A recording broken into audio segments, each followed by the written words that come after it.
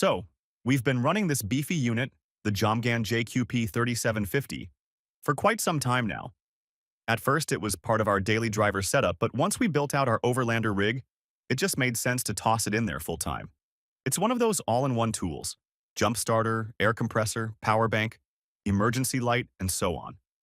On paper, it looked like overkill for a daily, but for the trails and longer routes we take now, we figured it'd earn its spot. After months of living in the rig, bouncing around and getting used on trips, we've got a good idea of what this thing can really do.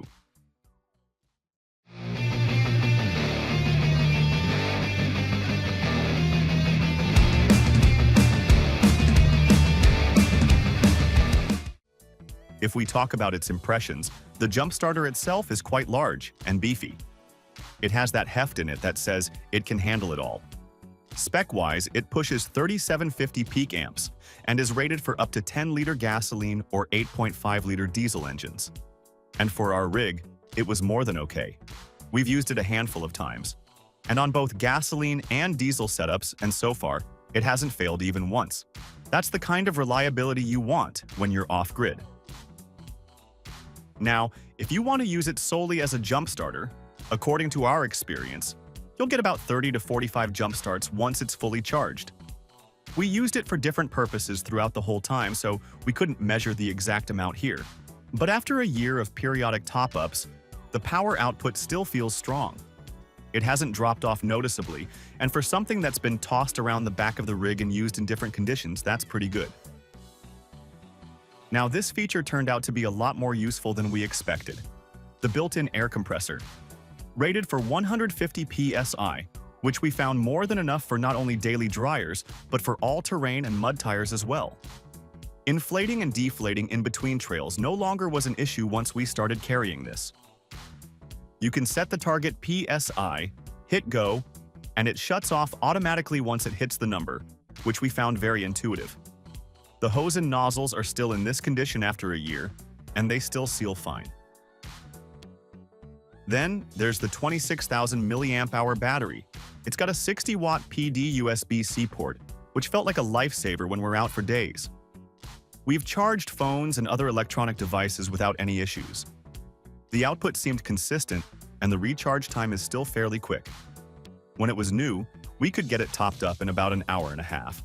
And now it takes just a little longer, and it's a fair trade after years of regular use.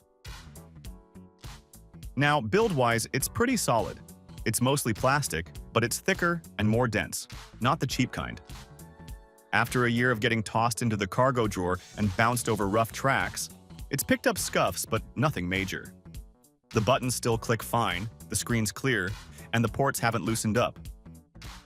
The built-in 500-lumen LED is bright enough to actually work under. We've used it for late-night tire checks and gear sorting around camp. It's got normal, strobe, and SOS modes, all easy to switch between. Not something you'll use every day, but when you need it, you're glad it's there. It does come with 10 layers of protection like spark, reverse polarity, short circuit, etc. And while we haven't tried to fry it on purpose, it handles quick, messy connections without sparking or throwing errors. That's reassuring when your hands are cold and you're not in the mood to play carefully. Now, Jomgand calls this thing an 8-in-1 device. After real-world use, the truth is, you'll mostly rely on 3: the jump starter, the air compressor, and the power bank. The flashlight and tire gauge are handy extras, and the rest are basically support features for these main ones. Still, having them all built into one box has proven more convenient than we thought. It means less clutter and fewer separate tools rolling around the rig. After years of living with it, performance-wise, we'd say degradation is minimal. Sure, all lithium batteries lose a bit of capacity over time, and we've seen that with this unit too.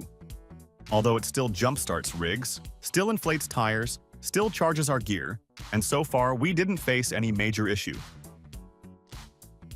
That said, if you're relying on it for constant heavy-duty use, like inflating 35-inch tires daily or jump-starting big diesels every week, you might want to check your charge levels more often.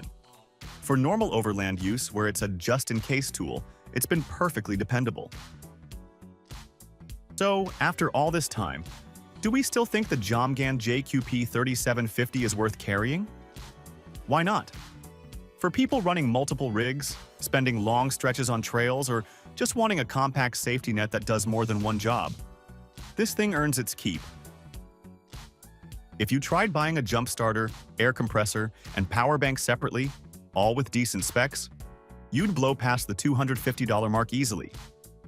With this, you've got everything in one rugged compact box. That too, under 150 bucks. So yeah, in case you're interested in one, we'll put the link down in the description below. If you have any questions or suggestions, feel free to drop that in the comment section. We'll see you next time.